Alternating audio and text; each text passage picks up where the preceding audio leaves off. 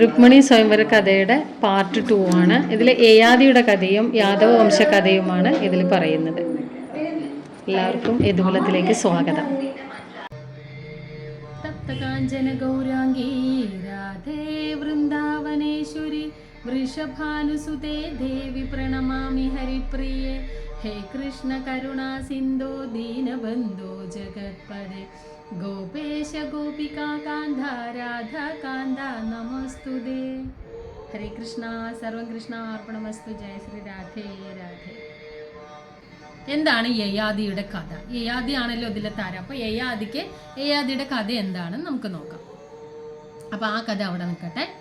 യാദവ വംശം, അതാണ് യയാതിയുടെ അല്ലേ, യദുവംശം എന്ന് പറയുന്നത്, അല്ലെങ്കിൽ യദുകുലം എന്ന് പറയുന്നത് അതാണ്. എന്താണ്? ചന്ദ്രവംശത്തിലെ ഒരു ഭാഗമാണ്. ചന്ദ്രവംശമാണ്, വഴിയാണ്, അമ്മ വഴിയുള്ള ഒരു ബന്ധമാണത്. യയാതി രാജാവ് പ്രഗത്ഭനായിട്ടുള്ള ഒരു രാജാവാണ് ഈ യയാതി എന്ന് പറയുന്നത്. അസുരന്മാരുടെ രാജാവാണ് കേട്ടോ. അസുരന്മാരുടെ രാജാവാണ് ഈ യയാതി എന്ന് പറയുന്നത്. ഈ രാജാവ് യദുവിനെ ശപിക്കുകയാണ്. യയാതി യദു എന്ന് പറയുന്ന ആ കുട്ടിയെ, ആ ആളെ ശപിക്കുകയാണ് ചെയ്യുന്നത്. എന്തുകൊണ്ടാണ് നോക്കൂ. അസുരകുലത്തിലെ കുലഗുരുവാണ് ശുക്രാചാര്യര്. അസുര കുലത്തിലെ കുലഗുരുവാണ് ശുക്രാചാര്യര്. അദ്ദേഹത്തിന് സുന്ദരിയായ ഒരു പുത്രിയുണ്ട്, ദേവയാനി. അപ്പൊ അസുരന്മാരും ദേവന്മാരും തമ്മിൽ യുദ്ധം നടക്കുന്ന സമയമാണ്. അസുരന്മാരൊക്കെ മരിച്ചു കഴിഞ്ഞാൽ ഈ ശുക്രാചാര്യർ എന്ത് ചെയ്യും? മൃതസഞ്ജീവിനി കൊണ്ട് അവരെയൊക്കെ ജീവിപ്പിക്കും. ദേവന്മാര് തോറ്റു കഴിഞ്ഞാൽ, അവരുടെയൊക്കെ ആൾക്കാർ മരിച്ചു കഴിഞ്ഞാൽ ദേവന്മാർ എന്ത് ചെയ്യും? അവർക്കൊക്കെ അമൃത് കൊടുക്കും. അപ്പൊ അവരും ജയിക്കും. അപ്പൊ യുദ്ധം തുടർന്നുകൊണ്ടേയിരിക്കുകയാണ്. ദേവന്മാരും അസുരന്മാരും തമ്മിലുള്ള യുദ്ധം അങ്ങോട്ട് വല്ലാണ്ട് നടന്നുകൊണ്ടിരിക്കുമ്പോഴാണ് നമ്മുടെ ദേവന്മാരിങ്ങനെ വിചാരിക്കുകയാണ്, ഇങ്ങനെ തന്നെ മൃതസഞ്ജീവിനി അവരും കൊടുത്തു, നമ്മൾ ഇതും കൊടുത്തു കഴിഞ്ഞാൽ ഇത് യുദ്ധത്തിനൊരു എന്താ പറയുക അവസാനം ഉണ്ടാവില്ലല്ലോ. അപ്പോൾ യുദ്ധത്തിനൊരു അവസാനം വേണം. ആ അവസാനത്തിന് വേണ്ടിയിട്ട് എന്ത് ചെയ്യണം എന്നറിയാമോ? നമുക്ക് ആ മൃതസഞ്ജീവിനി മന്ത്രം പഠിക്കണം. അത് അദ്ദേഹത്തിൽ നിന്ന് നമുക്ക് തട്ടിപ്പറിക്കണം എന്ന് പറഞ്ഞിട്ട് ദേവന്മാരിങ്ങനെ ചിന്തിക്കണം. അവർക്ക് സങ്കടമായി. കാരണം യുദ്ധത്തിനൊരു അറുതി ഉണ്ടാവണില്ല. കൊല്ലുന്ന ആൾക്കാരൊക്കെ വീണ്ടും ജീവിച്ചു വരികയാണ്. മൃതസഞ്ജീവിനി ശുക്രാചാര്യർ കൊടുത്ത മൃതസഞ്ജീവിനി കഴിച്ചിട്ട് അവരൊക്കെ ജീവിച്ചും വരികയാണ്. അപ്പോൾ ദേവന്മാർക്ക് ഭയങ്കര സങ്കടമായപ്പോൾ അവരെന്ത് ചെയ്തെന്നറിയോ? ഒരു ഗന്ധർവനുണ്ട്, ഖജൻ എന്ന് പറയുന്ന ഒരു ഗന്ധർവനുണ്ട്. ഖജൻ എന്ന് പറയുന്ന ആ ഗന്ധർവന് അവനെ ഒരു ബ്രാഹ്മണ വേഷം കെട്ടിയിട്ട് ശുക്രാചാര്യരുടെ അടുത്തേക്ക് വിടുകയാണ്. ബ്രാഹ്മണന്റെ വേഷം കെട്ടിയിട്ട് ഖജനെ ശുക്രാചാര്യരുടെ അടുത്തേക്ക്, നീ മൃതസഞ്ജീവിനി മന്ത്രം പഠിച്ചിട്ട് വാ, അത് പഠിച്ചിട്ട് വന്നിട്ട് നമുക്ക് അവരെ തോൽപ്പിക്കാം എന്ന് പറഞ്ഞിട്ട് ഈ ദേവന്മാരെല്ലാവരും കൂടിയിട്ട് ഖജനെ വേഷം കെട്ടി അങ്ങോട്ട് വിടുകയാണ് ചെയ്യുന്നത്. അങ്ങനെ അവൻ വന്നു, ശുക്രാചാര്യരുടെ അടുത്തേക്ക് വന്നു. ബ്രാഹ്മണനാണെന്ന് പറയുന്നു, എനിക്ക് വിദ്യ പറഞ്ഞു തരണം എന്ന് പറയുന്നു. ശരിയെന്ന് പറഞ്ഞ് അദ്ദേഹം വിദ്യകളൊക്കെ പറഞ്ഞു കൊടുക്കുന്നു. പറഞ്ഞു കൊടുക്കുന്ന വിദ്യകളൊക്കെ നന്നായിട്ട് വേഗം അവൻ പഠിക്കുന്നുണ്ട്. ഇഷ്ടത്തോടു കൂടിയിട്ട് തന്നെ നല്ല ഭംഗി, കാണാനും നല്ല ഭംഗി, നല്ല സ്വഭാവം, നല്ല കുട്ടി. മൊത്തത്തിൽ എന്തു പറഞ്ഞാലും, ആചാര്യൻ എന്തു പറഞ്ഞാലും അതൊക്കെ ചെയ്യുന്നുമുണ്ട്. അപ്പോൾ അതൊക്കെ കണ്ടു കഴിഞ്ഞപ്പോൾ അദ്ദേഹത്തിനും ശുക്രാചാര്യർക്കും ഭയങ്കര ഇഷ്ടമായി. അപ്പോൾ ദേവയാനിക്കും ഭയങ്കര ഇഷ്ടമായി. നല്ല കുട്ടി, എല്ലാ കാര്യവും അച്ഛനും നല്ലതായിട്ട് ഇഷ്ടപ്പെടുന്നുണ്ടല്ലോ. അവളുടെ മനസ്സിലേക്ക് പതുക്കെ ഒരു ഇഷ്ടം തോന്നുകയാണ് ഖജനെ ഓർത്തിട്ട്. അങ്ങനെ ഈ ഖജൻ മനസ്സിൽ കാണുന്നത് എന്താണ്? ഖജൻ എന്തിനാ വന്നത്? എങ്ങനെയെങ്കിലും കള്ളത്തരം കാണിച്ചിട്ടാണ് ഇവിടെ ഗന്ധർവനായിട്ടുള്ള ഒരാളെ ബ്രാഹ്മണ വേഷം കെട്ടി വന്നിരിക്കുകയാണ്. മൃതസഞ്ജീവനി മന്ത്രം പഠിക്കാനായിട്ട് വന്നതാണ്. എങ്ങനെയെങ്കിലും ഇവളെ വളച്ച് കെട്ടി വിവാഹം ചെയ്തിട്ട്, അല്ലെങ്കിൽ എങ്ങനെയെങ്കിലും ഇവളുടെ മനസ്സിൽ കടന്നു കയറിയിട്ട് അവളുടെ അച്ഛനിൽ നിന്ന് ആ മന്ത്രം പഠിച്ചെടുത്തിട്ട് പോകാം എന്നുള്ള ആ ചിന്തയായിരുന്നു ഖജന്റെ മനസ്സിലുണ്ടായിരുന്നത്. അങ്ങനെ ആചാര്യനിൽ നിന്ന് വിദ്യയൊക്കെ വേഗം പഠിക്കണം എന്നൊക്കെ ആയിരുന്നു ആദ്യമൊക്കെ അവന്റെ മനസ്സിൽ. സ്നേഹം ഒട്ടും ഉണ്ടായിരുന്നില്ല, കപടമായിട്ടുള്ള ഒരു സ്നേഹമായിരുന്നു. പിന്നെ അവളോട് അദ്ദേഹത്തിന്, ഖജന് ഭയങ്കര സ്നേഹം തോന്നും. അതായത് എന്താ പറയുക, നിർമ്മലമായിട്ടുള്ള ഒരു സ്നേഹമാണ് ദേവയാനി കാണിക്കുന്നത്. അതറിയുമ്പോൾ പതുക്കെ ഇവനിലും ഖജനിലും ഒരു സ്നേഹം ഉണ്ടാവുകയാണ്. അപ്പോൾ ആചാര്യൻ വിചാരിക്കും, ഇവന് എൻ്റെ മകളെ വിവാഹം ചെയ്തു കൊടുക്കണം. അപ്പോൾ നമ്മൾ ശുക്രാചാര്യർ വിചാരിക്കുകയാണ്, എൻ്റെ മകളെ ദേവയാനിയെ എന്തായാലും ഇങ്ങനെയുള്ള ഒരാൾക്ക് വിവാഹം ചെയ്ത് കൊടുക്കുന്നത് നല്ലതാണ്, ഞാൻ എന്തായാലും ഇവളെ അവന് കൊടുക്കാം എന്ന് അദ്ദേഹം മനസ്സിൽ വിചാരിക്കുകയാണ്. അങ്ങനെ എന്നിട്ട് എന്ത് ചെയ്യണം എന്നുള്ളതാണ്, എല്ലാ വിദ്യയും ഇവന് പറഞ്ഞു കൊടുക്കണം. എല്ലാ വിദ്യയും അവന് പറഞ്ഞു കൊടുത്തിട്ട് എൻ്റെ ഇവിടുത്തെ എന്താ പറയുക, അസുരന്മാരുടെ ഒരു പ്രധാനപ്പെട്ട ആളാക്കിയിട്ട് മാറ്റണം എന്നൊക്കെ പറഞ്ഞിട്ട് ഇരിക്കുമ്പോഴാണ് ഈ വാർത്ത ശുക്രാചാര്യരുടെ കുലത്തിലെല്ലാവരും അറിയും, അവിടെയുള്ള അസുരന്മാരൊക്കെ അറിയും. അസുരന്മാരൊക്കെ അറിയുന്ന സമയത്ത് ഈ മൃതസഞ്ജീവനിയുടെ മന്ത്രം അദ്ദേഹത്തിന് മാത്രമേ അറിയുള്ളൂ. അത് ഇനി അവന് പറഞ്ഞു കൊടുത്തു കഴിഞ്ഞാൽ നമ്മളൊക്കെ പെട്ടുപോകില്ലേ. അപ്പോൾ അത് വേണ്ടാന്ന് പറഞ്ഞിട്ട് എന്ത് ചെയ്യുന്നറിയാമോ, ഇത് മറ്റൊരാൾക്ക് കിട്ടിക്കഴിഞ്ഞാൽ ഭയങ്കര പ്രശ്നമാകും. അപ്പോൾ ഇവരുടെ സ്നേഹം മറ്റുള്ളവരുടെ, അപ്പോൾ ഇവർ കജനും ഈ പറയുന്ന നമ്മുടെ ദേവിയാനിയും തമ്മിൽ ഭയങ്കര സ്നേഹമാണ് എന്നൊക്കെ നാട്ടുകാർ അറിയുന്നുണ്ട്. അപ്പോൾ ആ അറിഞ്ഞപ്പോൾ അതങ്ങനെ കൊണ്ടുപോകാൻ പറ്റില്ല, നമുക്കതിനെ ഒരു കാര്യം ചെയ്യാമെന്ന് പറഞ്ഞിട്ട് അവർ ഒരു ദിവസം കജനെ അസുരന്മാരെല്ലാവരും കൂടെ ചേർന്നിട്ട് കൊല്ലാൻ തീരുമാനിക്കുകയാണ്. കജനെ അങ്ങ് കൊല്ലാമെന്ന് തീരുമാനിക്കുകയാണ്. അങ്ങനെ കജൻ മുനികുമാരനായിട്ടാണല്ലോ ഇവിടെ ഇരിക്കുന്നത്. അപ്പോൾ പശുവൊക്കെ മേയ്ക്കും, ആശ്രമത്തിൽ പശു മേയ്ക്കാനൊക്കെ പോകും. അങ്ങനെ പോകുന്ന സമയത്ത് ഇവനെ കൊല്ലും, അസുരന്മാരെല്ലാവരും ചേർന്നിട്ട് ഇവനെ കൊല്ലും. അപ്പോൾ കൊല്ലുന്ന സമയത്ത് സമയം കഴിഞ്ഞിട്ടും വരാണ്ടായപ്പോൾ ദേവിയാനി ചോദിക്കും, വന്നില്ലല്ലോ കജൻ വന്നില്ലല്ലോ പറയും. അങ്ങനെ ഒരു ദിവസം വന്നേ ഇല്ല. അപ്പോൾ ഒരു ദിവസം വരാതായപ്പോൾ ദേവിയാനിക്കും സങ്കടമായി, എന്താണാവോ വരാത്തത് എന്ന് പറഞ്ഞിട്ട് അച്ഛൻ്റെ അടുത്ത് പോയി പറയുകയാണ്, കജൻ വന്നിട്ടില്ല, എന്തായിരിക്കും സംഭവിച്ചിട്ടുണ്ടാവുക എന്ന് പറയുമ്പോൾ ശുക്രാചാര്യർ നോക്കാൻ വേണ്ടി കാട്ടിലേക്ക് പോവുകയാണ്. അപ്പോഴാണ് കാട്ടിൽ നമ്മുടെ കജൻ മരിച്ചു കിടക്കുന്നത് കാണുന്നത്. അപ്പം മൃതസഞ്ജീവനി കൊണ്ട് വേഗം കജന് ജീവൻ കൊടുക്കും. അങ്ങനെ കജനെ 3 പ്രാവശ്യം അസുരന്മാർ കൊല്ലുന്നുണ്ട്. 3 പ്രാവശ്യം നമ്മുടെ ശുക്രാചാര്യർ എന്ത് ചെയ്യുന്നുണ്ട്, മൃതസഞ്ജീവനി കൊടുത്തിട്ട് ജീവിപ്പിക്കുന്നുണ്ട് കേട്ടോ. അങ്ങനെ അവസാനം അസുരന്മാർ തീരുമാനിക്കുകയാണ്, എന്തായാലും മൃതസഞ്ജീവനി കൊടുത്ത അയാളെ ജീവിപ്പിക്കുന്നുണ്ട്. അപ്പോൾ ഒരു കാര്യം ചെയ്യാം, ഇനി നമുക്ക് ഈ കജനെ കൊന്നിട്ട് കത്തിച്ചിട്ട് ആ ചാമ്പലുണ്ടല്ലോ, ചാരം ഉണ്ടല്ലോ, ആ ചാരം വെള്ളത്തിൽ കലക്കിയിട്ട് ഇത് ആരെ കൊണ്ട് കുടിപ്പിക്കാം, ശുക്രാചാര്യരെ കൊണ്ട് കുടിപ്പിക്കാം എന്ന് പറഞ്ഞിട്ട് ഇതുപോലെ വീണ്ടും ഒരു ദിവസം പശു മേയ്ക്കാൻ പോയപ്പോൾ അവനെ കൊന്ന് കത്തിച്ച് അതിൻ്റെ ചാരം എടുത്തിട്ട് വെള്ളത്തിൽ കലക്കിയിട്ട് അത് ശുക്രാചാര്യരെ കൊണ്ട് കുടിപ്പിച്ചു. അങ്ങനെ കുടിപ്പിക്കും. ദേവയാനി വീണ്ടും നോക്കുമ്പോൾ കജനെ കാണില്ല. കജനെ കാണാണ്ടാവുമ്പോൾ വീണ്ടും വന്നിട്ട് അച്ഛൻ്റെ അടുത്ത് പറയുകയാണ്, കജനെ കാണുന്നില്ലല്ലോ, എന്ത് ചെയ്യും. പക്ഷെ മോൾക്ക് കജനോടൊരു ഇഷ്ടമുണ്ടെന്ന് അറിയാം. അപ്പോൾ ശുക്രാചാര്യരുടെ അങ്ങനെ ഭയങ്കര വിഷമമുണ്ട്. ആ വിഷമം പറയുമ്പോഴാണ് പെട്ടെന്ന് അദ്ദേഹത്തിന് ധ്യാനത്തിലിരുന്നുകൊണ്ട് അദ്ദേഹം അറിയാണ്, കജനെ കൊന്ന് ചാമ്പലാക്കി ആ ചാരം വെള്ളത്തിൽ കലക്കി എൻ്റെ വയറിൽ കിടക്കുകയാണ് എന്നുള്ളത് അദ്ദേഹം അറിയണത്. ഇപ്പോൾ എൻ്റെ വയറിലാണ് കജൻ ഉള്ളത് എന്ന് പറയുകയാണ്. അപ്പോൾ അച്ഛൻ പറയും, മോളെ എൻ്റെ വയറിലാണ് ആ പൊടി വെള്ളത്തിൽ കലക്കി കിടക്കുന്നത്, അത് വെളിയിലേക്ക് വന്നാൽ എൻ്റെ വയറ് പൊളിഞ്ഞായിരിക്കും അത് വരിക, എൻ്റെ വയറ് പൊളിഞ്ഞിട്ടായിരിക്കും അത് പുറത്തേക്ക് വരുമ്പോൾ കജനായി വരും. അങ്ങനെ വന്നാൽ ഞാൻ മരിക്കും.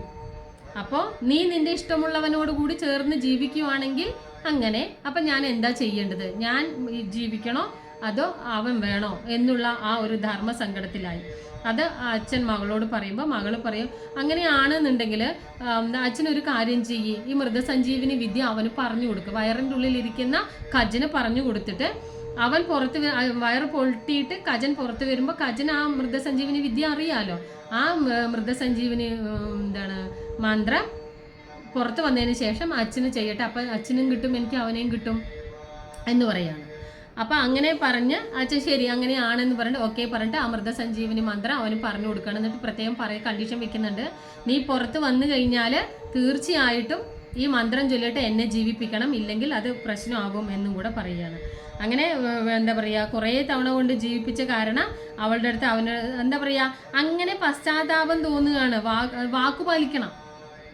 വാക്കു പാലിക്കണം എന്ന് പ്രത്യേകം പറയുന്നുണ്ട്. അങ്ങനെ പുറത്തു വന്നു.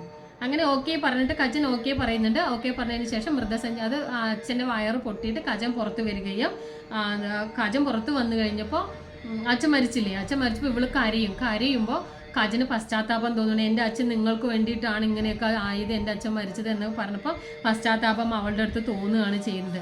അപ്പോൾ കജൻ പറഞ്ഞു, മൃതസഞ്ജീവനെ ഉപദേശിച്ചു കൊടുത്തിട്ട് എന്ത് ചെയ്താണ്, തിരിച്ച് അദ്ദേഹത്തെയും ജീവൻ കൊടുക്കുകയാണ്. നീ കരയൊന്നും വേണ്ട, നിനക്ക് വേണ്ടിയാണ് വേഗം തന്നെ ഞാൻ നിൻ്റെ അച്ഛന് ജന്മം കൊടുക്കാം, ജീവൻ കൊടുക്കാം, മൃതസഞ്ജീവനി ഞാൻ അവിടെ കൊടുക്കാം എന്ന് പറയുകയാണ്.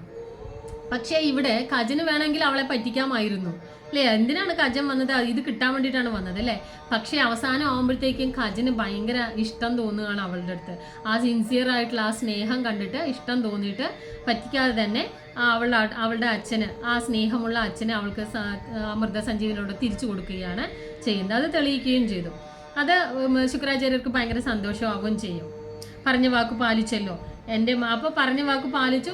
എന്താണ്, ശുക്രാചാര്യരും വീണ്ടും ജനിച്ചു കഴിഞ്ഞപ്പോൾ അദ്ദേഹം ആ ഒരു പറഞ്ഞ വാക്ക് പാലിച്ചതിന് എൻ്റെ മകളെ നീ വിവാഹം കഴിക്കണം, ഞാൻ നിനക്ക് തരാൻ പോവാണെന്നൊക്കെ പറഞ്ഞു. അപ്പം കജൻ പറയും, ഞാൻ നിങ്ങളെ പറ്റിക്കാൻ വേണ്ടി വന്നതാണ്. ഞാൻ ഇങ്ങനെ ശരിക്കും പറഞ്ഞ ബ്രാഹ്മണനൊന്നും അല്ല, ഞാൻ ഗന്ധർവനാണ്, മൃതസഞ്ജീവനി മന്ത്രം പഠിക്കുന്നതിന് വേണ്ടിയിട്ടാണ് വന്നത് എന്ന് പറയുകയാണ്. സത്യം അവിടെ തുറന്നു പറയുകയാണ്. അപ്പം ഞാൻ ഗന്ധർവ ലോകത്തേക്ക്, ഞാൻ നിങ്ങളുടെ മകളെ മുനികുമാരിയെ കല്യാണം കഴിച്ചിട്ട് അതായത് ഈ അസുര കുട്ടിയെ കല്യാണം കഴിച്ചിട്ട് എനിക്ക് എൻ്റെ നാട്ടിലേക്ക് പോകാൻ പറ്റില്ല, അത് ഞങ്ങൾക്ക് വിരോധം ഉള്ളതാണ് എന്നൊക്കെ പറയും. അപ്പോൾ മുനികുമാരിയെ ഞങ്ങൾക്ക് സ്വീകരിക്കാൻ പറ്റില്ല എന്നൊക്കെ പറയും. അപ്പോൾ എനിക്ക് അതിനെതിരുണ്ട് എന്ന് പറയും. ദേവലോകത്തേക്ക് ഞാൻ പോകേണ്ടതാണ് എന്നൊക്കെ പറയും. അപ്പോൾ ദേവയാനി ഇത് കണ്ടപ്പോൾ, ഇതൊക്കെ കേട്ടപ്പോൾ ദേവയാനിക്ക് ഭയങ്കര വെറുപ്പായി. ഇത്രയും സിൻസിയറായിട്ട് സ്നേഹിച്ചിട്ട് ഇതായിരുന്നു ഇയാളുടെ മനസ്സിനകത്ത് എന്ന് പറഞ്ഞിട്ട് കജനെ അങ്ങ് ദേവയാനി ശാപിക്കുകയാണ്.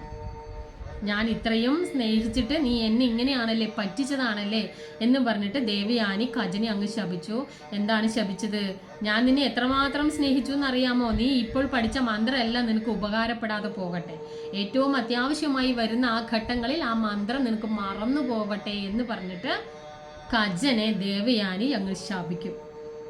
അത് സ്വീകരിക്കും. കാരണം എന്താണെന്ന് വെച്ച് കഴിഞ്ഞാൽ എന്താണ്, കജൻ അത് ചെയ്തതും മോശമാണല്ലോ. അപ്പോൾ കജൻ അത് ആ ശാപം സ്വീകരിക്കും. സ്നേഹത്തോടു കൂടി തന്നെ കജൻ ആ ശാപത്തെ സ്വീകരിക്കുകയും ചെയ്യും. അവനും തിരിച്ച് അവൾക്കൊരു ശാപം കൊടുക്കും.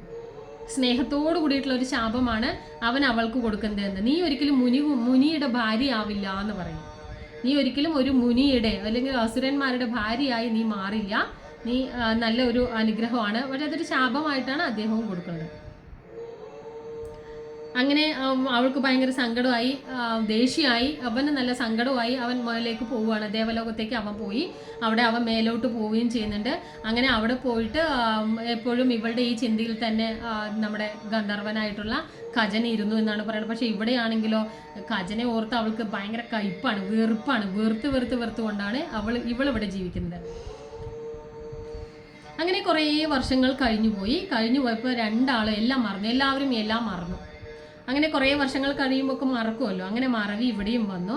അപ്പോൾ വൃഷപർവൻ എന്നൊരു രാജാവ്, അദ്ദേഹത്തിന് പിന്നെ അതിൽ വരുന്ന കഥ എന്താണ്, ഒരു വൃഷപർവ രാജാവ്, വൃഷപർവൻ ഒരു രാജാവ് ഉണ്ടായിരുന്നു. അദ്ദേഹത്തിന് ശർമ്മിഷ്ഠ എന്നൊരു മകളുണ്ടായിരുന്നു. വൃഷപർവ രാജാവും ശർമ്മിഷ്ഠ എന്നൊരു മകളുണ്ടായിരുന്നു. അവളും അതേപോലെ തന്നെ നമ്മുടെ ദേവിയാനിയും ഭയങ്കര കൂട്ടാളിയാണ്, ഭയങ്കര ഫ്രണ്ടാണ്, നല്ല കൂട്ടുകാരികളാണ്. എന്നാലും അവർ കൂട്ടുകാരികളാണെങ്കിൽ എന്നും അടിയും പിടിയൊക്കെ കൂടും. ചെറിയ കാര്യങ്ങൾക്കാണെങ്കിൽ അവർ അപ്പം അടി ഉണ്ടാക്കും, പിണങ്ങുകയും ചെയ്യും. അങ്ങനെ ഒരു ദിവസം ഇവർ രണ്ടുപേരും കൂട്ടി കുളിക്കാൻ പോയി. തോഴികളൊക്കെ കൂടിയിട്ട് ഇവർ കുളിക്കാൻ പോയി കഴിഞ്ഞപ്പോൾ ശർമ്മിഷ്ഠ കുളിച്ചിട്ട് അർദ്ധനഗ്നയായിട്ട് ഇരിക്കുന്ന സമയത്ത് ശർമ്മിഷ്ഠ കുളിച്ചിങ്ങനെ കയറി വരുമ്പോൾ ദേവയാനി കുളിച്ചിട്ട് അർദ്ധനഗ്നിയായിട്ട് ഇരിക്കുകയാണ്. അപ്പോൾ എന്ത് ചെയ്തു, ഈ ശർമ്മിഷ്ഠ ദേവയാനിയെ പിടിച്ച് ഒരൊറ്റ തള്ളു കൊടുത്തു. തമാശയ്ക്ക് ഒരു തള്ളങ്ങ് കൊടുത്തു. അവള് പോയി വീഴുന്നത് എവിടെയാണ്, ഒരു പൊട്ടക്കിണറ്റിൽ പോയി വീഴും. പക്ഷെ ഇത് ശർമ്മിഷ്ഠ അറിയില്ല. ശർമ്മിഷ്ഠ അറിയാതെയാണ്, വെറുതെ പിടിച്ച് തള്ളിയതാണ്. പക്ഷെ ആ തള്ളിയത് എവിടേക്ക് അവൾ വീഴുന്നത്, ഒരു പൊട്ടക്കിണറ്റിൽ പോയിട്ട് വീഴും. ആ വീണ് കഴിഞ്ഞത് അവൾ അവിടെ കിടന്ന് നിലവിളിക്കേണ്ടി എന്നെ ആരെങ്കിലും രക്ഷിക്കൂ എന്ന് പറയുന്നത്. പക്ഷെ ഇവള് തള്ളി വിട്ടതും ഇവള് സാധാരണ പോലെ ജസ്റ്റ് തമാശയല്ലേ എന്ന് പറഞ്ഞ് അവള് പോയി. കഥ പിന്നെ അവൾ എന്ത് ചെയ്തു എന്നൊന്നും അവൾ അറിയുന്നില്ല, നോക്കുന്നില്ല. അങ്ങനെ എന്താ പറയാ, ശർമ്മിഷ്ഠ അവിടെ നിന്ന് പോവുകയും ചെയ്തു എന്നുള്ളതാണ് പറയുന്നത്. അങ്ങനെ ആ പൊട്ടക്കിണറ്റിൻ്റെ ഉള്ളിൽ ഇരുന്നു കൊണ്ട് നമ്മുടെ ദേവയാനി രക്ഷിക്കണേ എന്ന് ഉറക്കെ നിലവിളിക്കുന്നുണ്ട്. പക്ഷെ അവിടെ എങ്ങും ആരും ഇല്ലാത്തതുകൊണ്ട് അതൊന്നും അറിയില്ല. കുറേ നേരം കഴിഞ്ഞപ്പോഴാണ് ഈ പറയുന്ന നമ്മുടെ ചന്ദ്രവംശത്തിലുള്ള ഈ പ്രഗത്ഭനായിട്ടുള്ള രാജാവായിട്ടുള്ള ഈ യയാതി വേട്ടയാടാൻ വേണ്ടി കാട്ടിൽ വരുന്നത്. വേട്ടയാടാൻ വേണ്ടിയിട്ട് ഈ യയാതി രാജാവ് വരികയാണ് കാട്ടിൽ. ആ വഴി വന്നപ്പോഴാണ് എന്നെ രക്ഷിക്കണേ എന്നുള്ളൊരു സൗണ്ട് കേൾക്കുന്നത്. അപ്പോൾ പോയി നോക്കുമ്പോൾ ഒരു പൊട്ടക്കിണറാണ്. പൊട്ടക്കിണറിൽ നോക്കുമ്പോഴാണെങ്കിലോ സ്ത്രീയാണ്, പാതി ഡ്രസ്സേ ഉള്ളൂ, അർദ്ധനഗ്നയാണ്, അതൊരു പുരുഷനാണ് കണ്ടിരിക്കുന്നത് എന്നൊക്കെ പറഞ്ഞിട്ടിങ്ങനെ. അപ്പോൾ അദ്ദേഹത്തിൻ്റെ ഒരു മേൽമുണ്ട് എടുത്തിട്ട് രാജാവിൻ്റെ ആ ഒരു ഡ്രസ്സ് എടുത്തിട്ട് അവൾക്ക് ഇടാൻ കൊടുത്തു എന്നുള്ള. അപ്പോൾ പുടവ കൊടുത്തതിന് സമാനമായി. എന്നിട്ട് കൈ പിടിച്ച് അവിടെ നിന്ന് മുകളിലേക്ക് കയറ്റുന്നത് പാണിഗ്രഹണം പോലെയായി, ഒരു വിവാഹം പോലെ. പുടവയും കൊടുത്തു, കൈയും പിടിച്ചു. അങ്ങനെയുള്ളതായി മാറുകയാണ് ചെയ്യുന്നത്. അപ്പോൾ അവളെ അവിടെ നിന്ന് രക്ഷപ്പെടുത്തുകയാണ് ചെയ്യുന്നത്. രക്ഷപ്പെടുത്തി ദേവയാനിയുമായിട്ട് ഇതൊക്കെ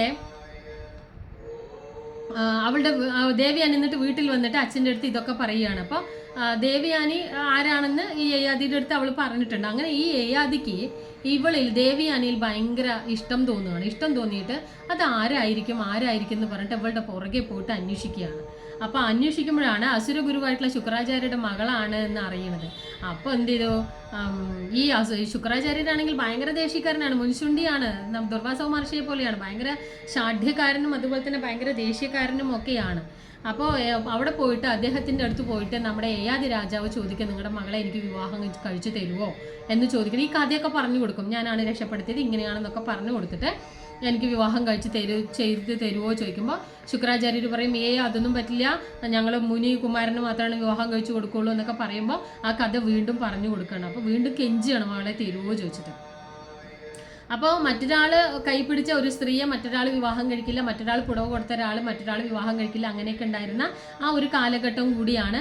അപ്പോൾ ഇതൊക്കെ ശുക്രാചാര്യർ ഈ കഥയും കൂടെ കേട്ടപ്പോൾ ഇനിയിപ്പോൾ നാട്ടുകാർ ഇതൊക്കെ എന്തായാലും അറിഞ്ഞു കഴിഞ്ഞാൽ പിന്നെ എൻ്റെ മോൾക്കൊരു വിവാഹം ഉണ്ടാവില്ല, എന്നാൽ ശരി, എന്നാൽ പിന്നെ ഇയാൾ തന്നെയല്ലേ ഇതെല്ലാം ചെയ്ത്, എന്നാൽ പിന്നെ അതിന് കല്യാണം കഴിച്ചു കൊടുക്കാമെന്ന് പറഞ്ഞിട്ട് കല്യാണം കഴിച്ചു കൊടുക്കുകയാണ് ചെയ്യുന്നത്. ആ കല്യാണം കഴിച്ചു കൊടുക്കുമ്പോൾ ഒരു കണ്ടീഷൻ വെക്കുന്നുണ്ട് കേട്ടോ.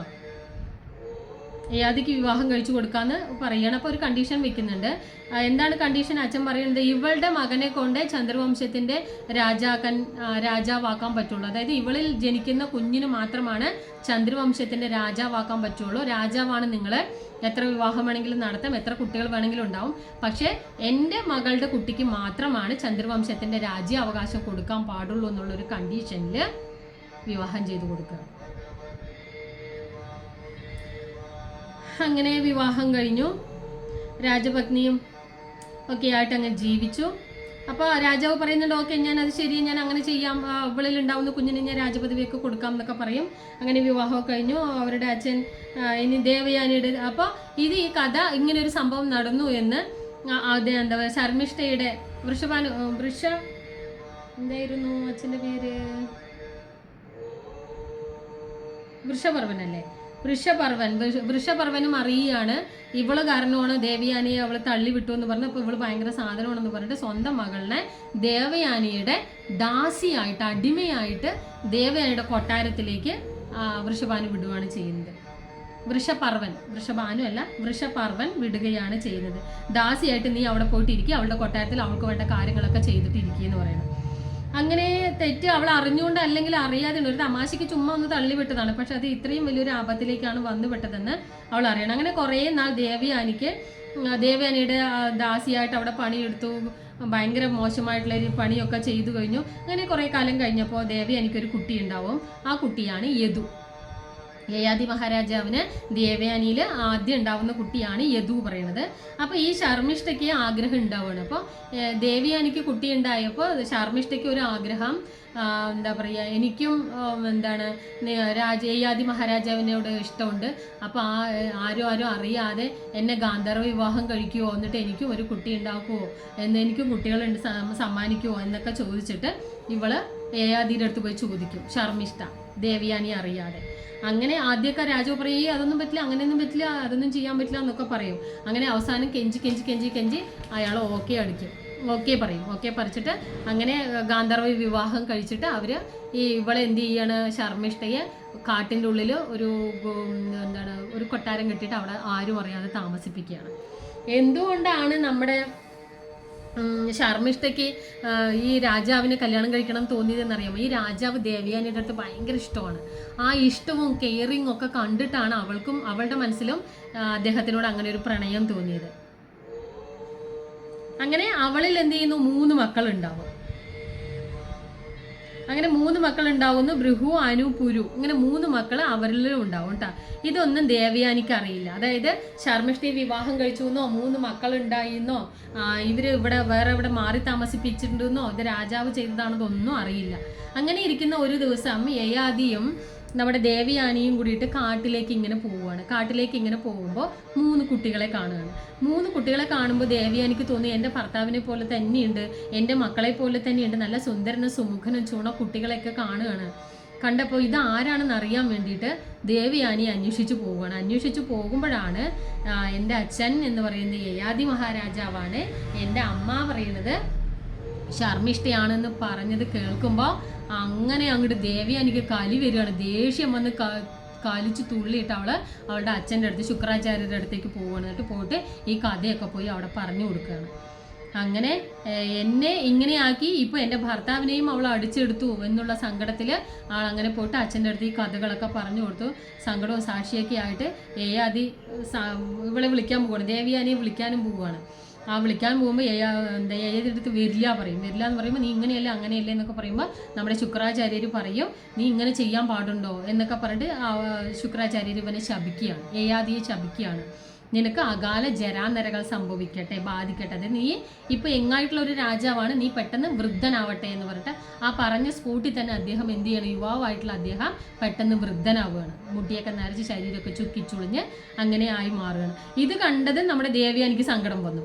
കണ്ട സ്ത്രീകൾ എപ്പോഴും അങ്ങനെയാണ്. എന്താ പറയുക, തൻ്റെ ഭർത്താവ് വൃദ്ധനായത് കണ്ടപ്പോൾ അയ്യോ അച്ഛാ വേണ്ട, ശാപമോക്ഷം കൊടുക്കൂ എന്ന് പറഞ്ഞിട്ട് ദേവയാനി വീണ്ടും പറയുമ്പോൾ നമ്മുടെ ശുക്രാചാര്യർ പറയും അങ്ങനെ ശാപമോക്ഷം പെട്ടെന്നൊന്നും കൊടുക്കാൻ പറ്റില്ല. അതിന് ഒരു എന്താ പറയുക ഒരേറ്റ ഒരു പ്രതിവിധിയുണ്ട്. എന്താണെന്ന് ചോദിച്ചു കഴിഞ്ഞാൽ നിങ്ങൾക്ക് മക്കളുണ്ടല്ലോ, 4 മക്കളുണ്ടല്ലോ, ഈ 4 മക്കളിൽ ആരെങ്കിലും ഒരാൾ അവരുടെ യുവത്വം അച്ഛന് കൊടുത്തിട്ട് അച്ഛൻ്റെ വാർദ്ധക്യം സ്വീകരിക്കുകയാണെങ്കിൽ അത് മാറാം, അങ്ങനെയാണെങ്കിൽ മാറും എന്ന് പറയുകയാണ്. അപ്പോൾ ഇന്നത്തെ കാലഘട്ടത്തിൽ അച്ഛൻ്റെ വാർദ്ധക്യം മാറാൻ വേണ്ടിയിട്ട് മക്കൾ തൻ്റെ യങ്ങാവസ്ഥ കൊടുക്കുമോ ആർക്കെങ്കിലും? അത് എന്ത് നിയമം? അച്ഛൻ ഈ വൃദ്ധാവസ്ഥ സ്വന്തം ചെയ്ത കുണ്ടാമണിത്തരത്തിന് തെറ്റുകൾ അനുഭവിക്കുന്നത് മക്കളാവണമെന്നുണ്ടോ എന്നൊക്കെ വിചാരിച്ചിട്ട് ഇങ്ങനെ ഇരിക്കുക. അപ്പോഴാണ് യയാതി എന്ത് ചെയ്യുന്നത്, തൻ്റെ മക്കളുടെ അടുത്ത് പോയി ചോദിക്കുകയാണ്. അപ്പോൾ ഒന്നാമത്തെ കുട്ടിയുടെ അടുത്ത് പോയി ചോദിക്കും. 4 മക്കളുണ്ടല്ലോ, 4 മക്കളിൽ പുരുവിൻ്റെ അടുത്താണ് ആദ്യം പോയി ചോദിക്കുന്നത്. പുരു പറയും എന്നെ കൊണ്ടൊന്നും പറ്റില്ല, അതെന്താണ് അച്ഛൻ ചെയ്ത തെറ്റിന് ഞാനാണ് ശിക്ഷ അനുഭവിക്കുന്നത്, എനിക്കൊന്നും പറ്റില്ല എന്ന് പറഞ്ഞിട്ട് വിടും. അങ്ങനെ ഓരോരാളുടെ അടുത്തും പോകുമ്പോൾ എന്താ പറയുക അതിൽ ശാപമോക്ഷം കൊടുക്കുന്നുണ്ട്. ഇത് ആരെങ്കിലും സ്വീകരിക്കുകയാണെന്നുണ്ടെങ്കിൽ 1000 കൊല്ലം ദേവയാനിയുടെ അടുത്ത് യങ്ങായിട്ട് ജീവിക്കാം. മക്കളുടെ ഇത് സ്വീകരിച്ചു കഴിഞ്ഞാൽ യങ്ങായിട്ട് നല്ല യുവാവായിട്ട് നല്ല ചുറുചുറുക്കോട് കൂടിയിട്ട് എല്ലാ ലൗകിക സുഖങ്ങൾ അനുഭവിച്ച് ജീവിക്കാൻ 1000 വർഷം കൊടുത്തിട്ടുമുണ്ട്. അപ്പോൾ രണ്ടാമത്തവൻ്റെ അടുത്ത് പോകുമ്പോൾ സമ്മതിക്കില്ല, മൂന്നാമത്തവൻ്റെ അടുത്ത് പോകുമ്പോൾ സമ്മതിക്കില്ല, നാലാമത്തവൻ ഇനിയിപ്പോൾ ചെറുതായത് കൊണ്ടാണോ, ഇനി വിവേകം ഇല്ലാത്തത് കൊണ്ടാണോ, ഇനിയിപ്പോൾ എന്തെങ്കിലും ആയിക്കോട്ടെ എന്ന് പറഞ്ഞിട്ടാണോ എന്തോ അറിയില്ല, 4ാമത്തെ കുട്ടി അതായത് പുരു എന്ന് പറയുന്നത് പുരുവിൻ്റെ അടുത്ത് പോകുമ്പോഴാണ് പുരുവാണ് 4ാമത്തെ കുട്ടി കേട്ടോ. അപ്പോൾ 1ാമത്തെ ആൾ സമ്മതിക്കില്ല, 2ാമത്തെ ആൾ സമ്മതിക്കില്ല, 3ാമത്തെ ആൾ സമ്മതിക്കില്ല, 4ാമത്തെ പുരുവിൻ്റെ അടുത്ത് എത്തിയപ്പോൾ പുരു ഞാൻ സ്വീകരിക്കാം അച്ഛൻ്റെ വൃദ്ധാവസ്ഥ എനിക്ക് തന്നോളൂ, ഞാൻ എൻ്റെ അവസ്ഥ അച്ഛന് തരാം എന്ന് പറഞ്ഞിട്ട് കൊടുക്കുകയാണ് ചെയ്യുന്നത്. അങ്ങനെ 1000 വർഷം ദേവയാനിയുടെ കൂടത്ത് നമ്മുടെ രാജാവ് യയാതി രാജാവ് യങ്ങായിട്ട് അടിച്ചു പൊളിച്ച് ജീവിച്ചു എന്നുള്ളതാണ് ഈ കഥയിൽ പറയുന്നത്. അങ്ങനെ വാർദ്ധക്യം സ്വീകരിച്ചു. അപ്പോഴേക്കും യദുവിന് ഒരു അങ്ങനെ എന്ത് ചെയ്തു, അങ്ങനെ 1000 വർഷമൊക്കെ ജീവിച്ചു കഴിഞ്ഞിട്ട് യയാതി അവസാനം മതിയാകും. 1000 വർഷമൊക്കെ ജീവിച്ചില്ലേ, ഇനി മതി എന്ന് പറഞ്ഞിട്ട് തൻ്റെ മകൻ്റെ അടുത്തേക്ക് വന്നിട്ട് ആ വാർദ്ധക്യം സ്വീകരിക്കാൻ വേണ്ടിയിട്ട് അവൻ്റെ യങ്ങാവസ്ഥ തിരിച്ചു കൊടുക്കാൻ വേണ്ടി വരികയാണ്. അപ്പോൾ യദുവിനെ സ്ഥാനഭ്രഷ്ടനാക്കും. എന്താണ്, യയാതിയുടെ ആദ്യത്തെ പുത്രനല്ലേ യദു, ഇവൻ കൊടുത്തില്ലല്ലോ, മൂത്ത പുത്രനല്ലേ കൊടുക്കേണ്ടത്, കൊടുത്തില്ലല്ലോ. അപ്പോൾ അവൻ എന്ത് ചെയ്യും, നിന്നെ ഞാൻ സ്ഥാനഭ്രഷ്ടനാക്കാൻ വേണ്ടി യയാതി രാജാവ് തൻ്റെ മകനായിട്ടുള്ള യദുവിനെ അവിടെ നിന്ന് നീ എവിടേക്കെങ്കിലും പോയിക്കോ, എന്തോ ചെയ്തോ, ഇവിടെ ഒന്നും നിന്നെ വേണ്ട, എല്ലാറ്റിൽ നിന്നും യദുവിനെ ഭ്രഷ്ടനാക്കും. അങ്ങനെ പാവം യദു വന്ന് മധുരയിലെത്തി. തമിഴ്നാട് മധുരയല്ല, ഉത്തർപ്രദേശിലെ മധുരയിൽ കേട്ടോ. ആ മധുരയിലെത്തിയിട്ട് അവിടെ ഒരു രാജ്യം ഉണ്ടാക്കണം. അവിടെ അസുരന്മാർ വസിച്ചുകൊണ്ടിരിക്കുന്നതാണ്. അസുരന്മാരെയൊക്കെ തല്ലി ഓടിച്ച് അവരുടെ അടുത്തൊക്കെ യുദ്ധം ചെയ്ത് അവരിനെയൊക്കെ അവിടെ നിന്ന് ഓടിച്ചിട്ട് ആ രാജ്യം പിടിച്ചിട്ട് അവിടെ യദു എന്ത് ചെയ്തു, ഒരു രാജ്യം ഉണ്ടാക്കി. അതാണ് യദുവംശം. അവിടുത്തെ അസുരന്മാരെയൊക്കെ ഓടിച്ച് തൻ്റെ രാജ്യം ഉണ്ടാക്കിയിട്ട് അവിടെ ഒരു വംശം അദ്ദേഹം ഉണ്ടാക്കുകയാണ്. അതാണ് യദുവംശം. ഈ യദുവംശത്തിന് 4 കുറേ ഭാഗങ്ങളായിട്ട് പറയുന്നുണ്ട്. യദുവംശം, വൃഷ്ണിവംശം, ഭോജവംശം, ആന്തകവംശം, അങ്ങനെ പറയും. ഇതൊക്കെ താവഴികളാണ് കേട്ടോ. താവഴികളായിട്ടാണ് ഇതെല്ലാം വരുന്നത്. ഇത് വൃഷ്ണിയിലാണ് കൃഷ്ണൻ, വൃഷ്ണിവംശത്തിലാണ് ഈ 4 കുലത്തിലെ വൃഷ്ണിവംശത്തിലാണ് കൃഷ്ണൻ വസുദേവരുടെയും ദേവകിയുടെയും മകനായിട്ട് അവിടെ ജനിക്കുന്നത്. അതായത് ഈ വംശത്തിലെ ശൂരസേന രാജാവിൻ്റെ മകളാണ് ദേവകി. ദേവകിയെ കല്യാണം കഴിക്കുന്നത് വസുദേവരാണ്. അപ്പോൾ ദേവകിക്കും വസുദേവർക്കുമാണ് ഭഗവാൻ മനുഷ്യരൂപത്തിൽ പിറക്കുന്നത്. അങ്ങനെയാണ് ഭഗവാനെ എല്ലാവരും മോശമാക്കിയത് മനസ്സിലായോ? അപ്പോൾ ഭഗവാൻ മോശമായതല്ല, അത് യദുവംശത്തിൻ്റെ യയാതി യദുവിന് കൊടുത്തിട്ടുള്ള ശാപമായിരുന്നു. ആ ശാപം കൊണ്ടാണ് ഇങ്ങനെയായത്, അല്ലാതെ ആ വംശത്തിന് ഒരു നാശവും ഒരു ചീത്തപ്പേരും ഇല്ല. പക്ഷേ താഴ്ന്ന കുലം എന്നൊക്കെ പറയുന്നത് എന്തുകൊണ്ടാണ് ചോദിച്ചു കഴിഞ്ഞാൽ ഇങ്ങനെയൊക്കെ നടന്നു, ഇങ്ങനെ ആയതുകൊണ്ടാണ് എന്ന് പറയപ്പെടുന്നു. അപ്പോൾ ആ കഥ മനസ്സിലായില്ലേ? യദുവംശത്തിൻ്റെ കഥ എന്താണെന്ന് മനസ്സിലായില്ലേ? ഇനി നമ്മൾ ആ പഴയ കഥയിലേക്ക് പോവുകയാണ്. അങ്ങനെ രുക്മിണിയും കൃഷ്ണനെ കളിയാക്കുകയാണ്. വല്ലാത്ത അടിപിടിയൊക്കെ അവിടെ നടക്കും. നീ അങ്ങനെയല്ലേ, യാദവനല്ലേ, വൈദുവംശല്ലേ, വൃഷ്ണുവംശല്ലേ, നീ ഉച്ചിഷ്ടം ഭക്ഷിക്കുന്നവനല്ലേ, ഗോപാലകനല്ലേ ഒക്കെ പറയുന്നില്ലേ. അങ്ങനെ പറഞ്ഞ് യുദ്ധം ചെയ്ത് ഇവരുടെ ആയുധങ്ങളൊക്കെ നഷ്ടപ്പെട്ടു പോയപ്പോൾ ദ്വന്ദ്വ യുദ്ധം ചെയ്യാൻ തുടങ്ങി. കൈകൊണ്ട് അടി ഇടിയും ചവിട്ടും കുത്തുമൊക്കെ നടക്കാൻ തുടങ്ങി. അങ്ങനെ അവസാനം രുക്മി തോൽക്കുകയാണ്. വാളെടുത്തിട്ട് വെട്ടാനായിട്ട് കൃഷ്ണൻ ഇങ്ങനെ വാളെടുത്ത് വെട്ടാൻ വേണ്ടി ഓങ്ങി പോകുമ്പോഴേക്കും ബലരാമൻ ചേട്ടൻ വാളെടുത്തിട്ട് നമ്മുടെ രുക്മിയെ കൊല്ലാൻ വേണ്ടിയിട്ട് കൃഷ്ണൻ വരുമ്പോഴാണ് രുക്മിണി ഓടി വന്നിട്ട് കൃഷ്ണന്റെ കാലി പിടിച്ചിട്ട് എൻ്റെ ഏട്ടൻ്റെ കൊല്ലല്ലേ എന്ന് പറഞ്ഞ് യാചിക്കും. കെഞ്ചാണ്.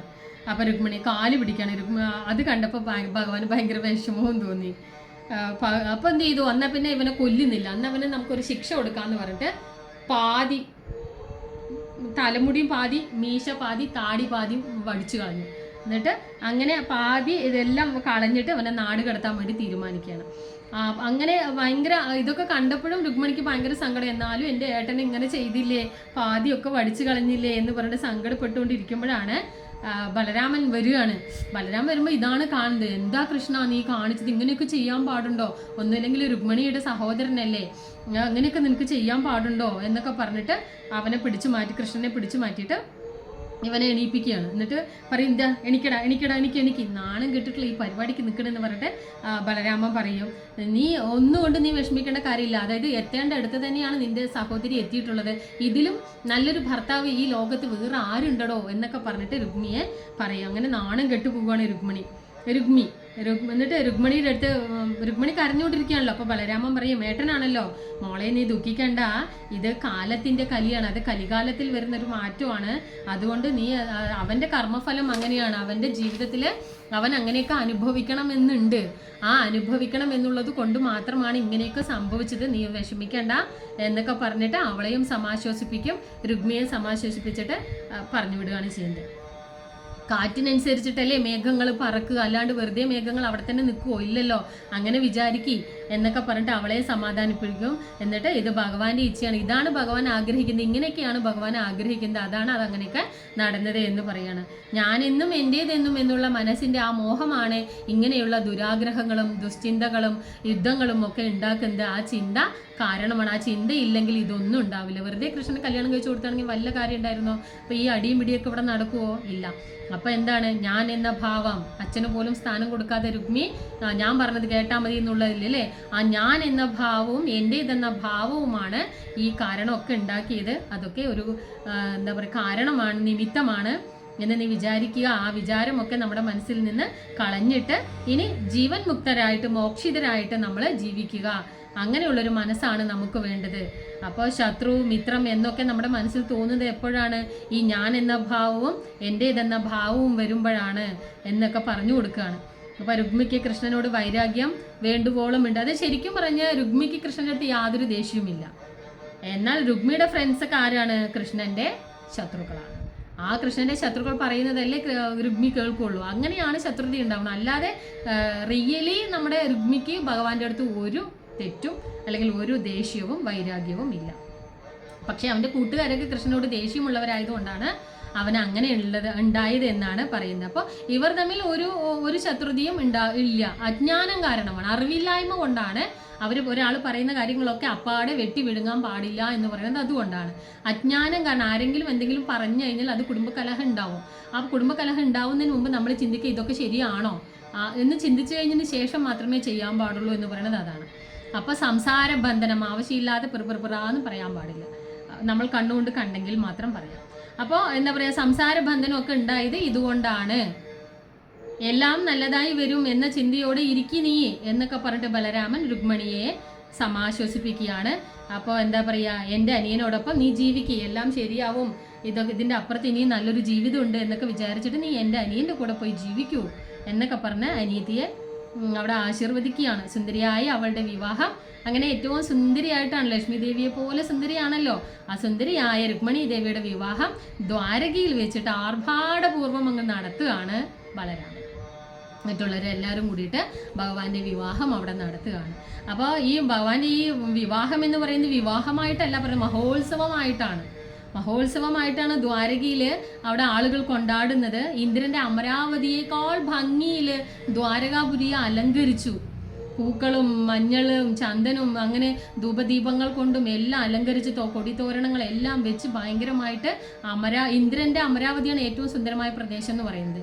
ആ ഇന്ദ്രന്റെ അമരാവതിയേക്കാൾ ഭംഗിയിൽ ദ്വാരകയെ അണിയിച്ചൊരുക്കിയിട്ടാണ് ഈ സുന്ദരിയായിട്ടുള്ള രുക്മിണി ദേവിയുടെ വിവാഹം, കൃഷ്ണന്റെയും വിവാഹം നടത്തുന്നത്. ഈ വിവാഹത്തെ പറ്റി കേൾക്കുകയോ അല്ലെങ്കിൽ അതായത് രുക്മിണി സ്വയംവരത്തെ പറ്റി കേൾക്കുകയോ പറയുകയോ കേൾപ്പിക്കുകയോ ചെയ്തു കഴിഞ്ഞാൽ തന്നെ നമുക്ക് ഇഹലോകവാസം എന്നാ പറയുന്നത്. പിന്നെ ശ്രീകൃഷ്ണ പ്രാപ്തിയും, നമ്മുടെ ജന്മത്തിൽ നമുക്ക് ശ്രീകൃഷ്ണനെ കാണാനുള്ള അല്ലെങ്കിൽ ആ ഭഗവാനോടുള്ള ഇഷ്ടം അല്ലെങ്കിൽ ഭഗവാന്റെ അടുത്തേക്ക് പോവാനുള്ള ഒരു അതൊക്കെ നമുക്ക് സിദ്ധിക്കുന്ന പറയുക. അതാണ് അവിടെ പറയുന്നത്. ഇങ്ങനെ ഇതൊക്കെ ചെയ്തു കഴിഞ്ഞാൽ ഇഹലോകവാസം കിട്ടും, ശ്രീകൃഷ്ണ പ്രാപ്തി ഉണ്ടാകും, ഇതൊക്കെയാണ് പറയുന്നത്. അപ്പോൾ ഗർഗഭാഗവതത്തിൽ ഇതൊക്കെ ഗർഗമുനി പറയുന്നതാണ്, ഞാൻ പറയുന്നതല്ല. ഒരിക്കലും ഭഗവാൻ ആരെയും സ്വയം പിന്നെ ഒരു കാര്യം ചെയ്യുക, ഭഗവാൻ അത്ര വിവാഹം കഴിച്ചിട്ടില്ല, ഇത്ര വിവാഹം കഴിച്ചില്ല. ഭഗവാൻ ഒരേ ഒരു വിവാഹമേ കഴിച്ചിട്ടുള്ള ഒരു രാധാറാണി, അത് വൃന്ദാവന ഗോലോക വൃന്ദാവനത്തിൽ വെച്ചിട്ട്. അല്ലാതെ ബാക്കി എല്ലാ വിവാഹങ്ങളും എങ്ങനെയാണ് നടന്നത്? ഭഗവാനെ കൊണ്ടുപോയിട്ട് വിവാഹം കഴിച്ചു കൊടുക്കുകയാണ്. ഒരിക്കലും ഭഗവാൻ പോയിട്ട് വിവാഹം ചെയ്യുന്നില്ല. 1108 ഭാര്യമാരെ വിവാഹം ചെയ്തു. അവര് വേശ്യാവൃത്തിയിൽ ജീവിച്ച ആൾക്കാരാണ്. ഒരു ബുദ്ധിമുട്ട് വന്നു കഴിഞ്ഞപ്പോൾ അവരെയൊക്കെ ഉപേക്ഷിച്ച് ആണുങ്ങൾ പോയി, ശരീരസുഖം മാത്രം അനുഭവിച്ച് അവർ പോയി. അപ്പോൾ അവർ കൃഷ്ണ ഞങ്ങളെയും കൂടെ രക്ഷിക്കുകയെന്ന് പറഞ്ഞു. അപ്പോൾ കൃഷ്ണൻ അവരെ രക്ഷിച്ചു, അവർക്കൊക്കെ ഓരോ വീട് വെച്ച് കൊടുത്തു, അവിടെ താമസിച്ചു. അപ്പോൾ അവരുടെ ആഗ്രഹം ഭഗവാൻ ഞങ്ങളുടെ കൂടെ ഉണ്ടത്. അപ്പോൾ ഭഗവാൻ ഓരോ രൂപത്തിൽ അവിടെ പോയി. അങ്ങനെ ഈ അഷ്ടസഖിമാരെയും കല്യാണം കഴിച്ചത് ഒരിക്കലും ഭഗവാൻ പോയിട്ട് പെണ്ണ് കണ്ട് താമ്പൂല അർച്ചന നടത്തിയിട്ട് വിവാഹം കഴിച്ചതല്ല. ഓരോ കാര്യങ്ങൾ ചെയ്തു കൊടുക്കുമ്പോൾ അവരുടെ അച്ഛന്മാർ ഇവർക്ക് ഭഗവാന് പിടിച്ചു കൊടുക്കുന്നതാണ്, ദാനമായി കൊടുക്കുന്നതാണ്. മനസ്സിലായോ? അപ്പോൾ നമ്മൾ തന്നെ ഹിന്ദുക്കളാണ് ഏറ്റവും കൂടുതൽ ഹിന്ദു മതത്തെ അവിശ്വസിക്കുന്നതും അപ്രതീക്ഷിതമായിട്ട് മോശം വാക്കുകളൊക്കെ പറയുന്നത്. അപ്പോൾ ഇനി ഒരിക്കലും അങ്ങനെ പറയാൻ പാടില്ല കേട്ടോ. അപ്പോൾ ഗർഗഭാഗവതത്തിൽ ഗർഗമുനി പറയുന്നുണ്ട്. ഗർഗമുനി എന്ന് പറഞ്ഞാൽ വൃഷ്ണികുലത്തിലെ കുലഗുരുവാണ്. അദ്ദേഹത്തിന് അറിയാത്ത കഥ വേറെന്താ ഉള്ളത്? അപ്പോൾ എന്താ പറയുക, ഒരിക്കലും ഭഗവാൻ ഒരിക്കലും പോയിട്ട് സ്വയംവരം ചെയ്തിട്ടില്ല, സ്വയം വിവാഹം ചെയ്തിട്ടില്ല. ഭഗവാനെ വിളിച്ചു വരുത്തി വിവാഹം കഴിപ്പിക്കുകയാണ് ചെയ്തിട്ടുള്ളത്. അപ്പോൾ അവരൊക്കെയാണ് ഭഗവാനോട് വിവാഹം ചെയ്യാൻ ആവശ്യപ്പെട്ടത്. എന്നിട്ടും കുറ്റം മുഴുവൻ ഭഗവാൻ തന്നെ വരിക, അവിടെ പോയിട്ട് വിവാഹം ചെയ്തില്ലേ, ഈ വിവാഹം ചെയ്തില്ലേ, അങ്ങനെയല്ലേ ഇങ്ങനെയല്ലേ എന്നൊക്കെ പറഞ്ഞിട്ട് പറയുന്നത് ആര് തന്നെയാണ്? നമ്മൾ തന്നെയാണ് ചെയ്യുന്നത് അല്ലേ? അപ്പോൾ ഭഗവാന്റെ ഈ കഥകളൊക്കെ കേട്ടില്ലേ? അപ്പോൾ എന്താണ് രുക്മിണി ദേവി, എന്ത് കാരണം കൊണ്ടാണ് ഈ വിവാഹം നടന്നത്? ആ സുന്ദരമായിട്ടുള്ള ആ ഭുവനസുന്ദരൻ ആരാണ്? ആ ഭുവനസുന്ദരൻ എന്നൊക്കെ പറയുമ്പോൾ നമ്മളൊക്കെ ഇങ്ങനെ കാണുക, ആ അഖിലാണ്ട കോടി ബ്രഹ്മാണ്ടനാഥനായിട്ടുള്ള ആ ഭുവനസുന്ദരൻ നമ്മളുടെ അടുത്തും വരണമെങ്കിൽ നമ്മൾ പ്രാർത്ഥിക്കണം. നമ്മളെ കൊണ്ടാകുന്ന രീതിയിൽ നമ്മൾ പ്രാർത്ഥിക്കണം എന്നുള്ളതാണ്. മനസ്സിലായോ? ആ പ്രാർത്ഥിക്കുന്നത് കൊണ്ട് നമുക്ക് നല്ലതേ വരൂ. ഒപ്പം നമുക്ക് ദുഃഖങ്ങൾ ഏറെ ഉണ്ടാവും, പക്ഷെ ആ ദുഃഖങ്ങളെ മറികടക്കാനുള്ള ശക്തിയും നമുക്ക് ഭഗവാൻ തരും. അല്ലാണ്ട് ഒരു ദുഃഖം വന്നു എന്ന് പറഞ്ഞാൽ ഞാൻ ഇത്രയും ഭഗവാനെ സേവിച്ചു എന്നിട്ട് എനിക്ക് ഭഗവാൻ ഒന്നും തന്നില്ലല്ലോ, ഞാൻ പോവാണ് എന്ന് പറഞ്ഞ് പോകുന്നതല്ല. ഇവിടെ ഭഗവാനെ നമ്മൾ എന്ത് ചെയ്യണം? പ്രാർത്ഥിക്കണം. അതിനോടൊപ്പം തന്നെ ദുഃഖങ്ങൾ വരുമ്പോൾ അതിനെ സഹിക്കാനുള്ള ശക്തിയും വേണം. അല്ലാണ്ട് ഒരു ദുഃഖം വരുമ്പോഴേക്കും നമ്മൾ ഇട്ടിട്ട് ഞാൻ ഇനി ഭഗവാനെ പ്രാർത്ഥിക്കില്ല, അമ്പലത്തിൽ പോവില്ല, അത് ചെയ്യില്ല, ഇത് ചെയ്യില്ല എന്ന് പറയാൻ പാടില്ല. ഏറെ ദുഃഖങ്ങൾ ഉണ്ടാവും, പലതരത്തിലുള്ള അനുഭവങ്ങൾ ഉണ്ടാവും, ദുഃഖാനുഭവങ്ങൾ, നമ്മൾ ഒരിക്കലും മനസ്സിൽ ചിന്തിക്കാത്ത പല കാര്യങ്ങളുണ്ടാവും. പക്ഷെ അതൊക്കെ നമ്മൾ മനസ്സിൽ കൊണ്ടുവരണം. ഇതൊക്കെ ഒരു നല്ലതിനാണ്. എത്രത്തോളം ദുഃഖം നമ്മൾ സഹിക്കുന്നുവോ അത്രത്തോളം ഭഗവാൻ നമ്മുടെ അടുത്തേക്ക് അടുത്തടുത്ത് എത്തി എന്നുള്ളതാണ് അതിൻ്റെ സൂചന എന്ന് പറയുന്നത്. ഉദാഹരണം ഞാൻ തന്നെയാണ്. ഒരുപാട് ദുഃഖങ്ങളുടെ അവസാനമാണ് ഞാൻ ഇങ്ങനെ എന്നിട്ടും പിടിവിടാതെ അങ്ങനെ നിൽക്കുകയാണ്. ഈ വിടാതെ അങ്ങനെ മുന്നോട്ട് പോകാൻ സാധിക്കട്ടെ എന്ന് പറഞ്ഞ് ഞാൻ പ്രാർത്ഥിക്കുകയാണ്. അതിലൂടെയാണ് എനിക്ക് ചതുർധാമം സഞ്ചരിക്കാൻ പറ്റിയത്. ഭഗവാനെ എന്ന് എനിക്ക് എപ്പോഴും കൂടെ കൊണ്ടുപോകാൻ, കൂടെ കൊണ്ട് നടക്കാൻ എനിക്ക് പറ്റുന്നത് എന്തുകൊണ്ടാണ്? ഈ ഒരു ചിന്താഗതിയുള്ളൂ. അതുപോലെ നിങ്ങളുമായി തീരുക. ഞാൻ ചതുർധാമത്തിൽ രാമേശ്വരമാണ് first, second one Orissa Puri Jagannath ക്ഷേത്രം, തേർഡ് വൺ ദ്വാരക, ഗുജറാത്തിലെ ദ്വാരക. ഇനി നമുക്ക് ബദ്രിനാഥാണ് നാലാമത്തെ. അതിൻ്റെ ഇടയിൽ ഇപ്പോഴത്തെ വെക്കേഷനിൽ ഞാൻ വൃന്ദാവനവും പോയി. സാധാരണ ഞാൻ ഉദ്ദേശിച്ചത് ബദ്രീനാഥ് പോയിട്ട് വന്നിട്ട് വൃന്ദാവനം പോകാമെന്നാണ്. പക്ഷെ ഭഗവാൻ വിചാരിച്ചത് അതല്ല. അങ്ങനെ നീ വൃന്ദാവനം കാണാതെ ബദ്രിയിലേക്ക് വരണ്ടെന്ന് പറഞ്ഞ് എന്നെ ആദ്യം അവിടേക്ക് കൊണ്ടുപോയി. ഇനി അടുത്ത വെക്കേഷനിൽ പോകുന്നത്, ഓണം വെക്കേഷനിൽ പോകുന്നത് ബദ്രീനാഥിലേക്കാണ്. അപ്പം നിങ്ങളെല്ലാവരും എനിക്ക് ബദ്രീനാഥിലേക്ക് പോകാൻ കഴിയാൻ വേണ്ടിയിട്ട്, എൻ്റെ തടസ്സങ്ങളൊക്കെ നീങ്ങാൻ വേണ്ടിയിട്ട്, ആയുരാരോഗ്യ സൗഭാഗ്യ സമ്പൽ സമൃദ്ധികൾ ഉണ്ടാവാൻ വേണ്ടിയിട്ട് നിങ്ങളും പ്രാർത്ഥിക്കുക. ഭഗവാന്റെ അടുത്തേക്ക് എത്താനും എത്തി അവിടെ നിന്ന് വന്ന് തിരിച്ച് കഥകളൊക്കെ പറയാൻ വേണ്ടിയിട്ട് എനിക്കും ആരോഗ്യങ്ങളൊക്കെ നൽകാനായിട്ട് നിങ്ങളും പ്രാർത്ഥിക്കുക. ഞാൻ അവിടെ ചെന്ന് എൻ്റെ ഈ യദുകുലം ചാനൽ കാണുന്ന എല്ലാ ആളുകൾക്കും വേണ്ടിയിട്ടും, ഈ ലോക സമസ്ത സുഖനോഭവന്തു എന്നല്ലേ പറയുന്നത്, എല്ലാവർക്കും വേണ്ടിയും പ്രാർത്ഥിക്കുന്നതാണ്. അപ്പോൾ എൻ്റെ യദുകുലം ചാനൽ, അപ്പോൾ കഥയൊക്കെ എല്ലാവർക്കും മനസ്സിലായി എന്ന് വിചാരിക്കുന്നു.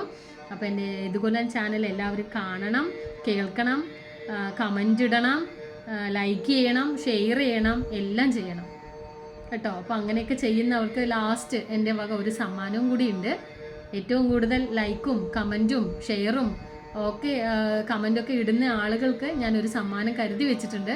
അത് ആരാന്ന് നോക്കട്ടെ, ലാസ്റ്റ് എനിക്കറിയാൻ പറ്റുള്ളൂ. ഏറ്റവും കൂടുതൽ കമൻറ്റ് ഇട്ടതും ലൈക്ക് തന്നതും ഷെയർ ചെയ്തതും കണ്ടതും ഒക്കെ എനിക്ക് എൻ്റെ അവരവരുടെ വീഡിയോയിൽ കാണാൻ പറ്റുമല്ലോ. അപ്പോൾ അതിൽ നല്ല വലിയൊരു സമ്മാനം പ്രതീക്ഷിച്ചോളൂ. ആ ഭാഗ്യവാൻ അല്ലെങ്കിൽ ആ ഭാഗ്യവതി ആരാണെന്ന് ആലോചിക്കുക. ഞാനാവണം എന്ന് ചിന്തിക്കും. അപ്പോൾ അതിലാരെങ്കിലും ഒരാളാവും. വലിയൊരു സമ്മാനമായിരിക്കും തരിക. അപ്രതീക്ഷിതമായിട്ട് നിങ്ങൾ പ്രതീക്ഷിക്കാത്തൊരു സമ്മാനമായിരിക്കും. അപ്പോൾ യദുകുലം ചാനൽ എല്ലാവരും കാണുക. എല്ലാവർക്കും ഹരേ കൃഷ്ണ.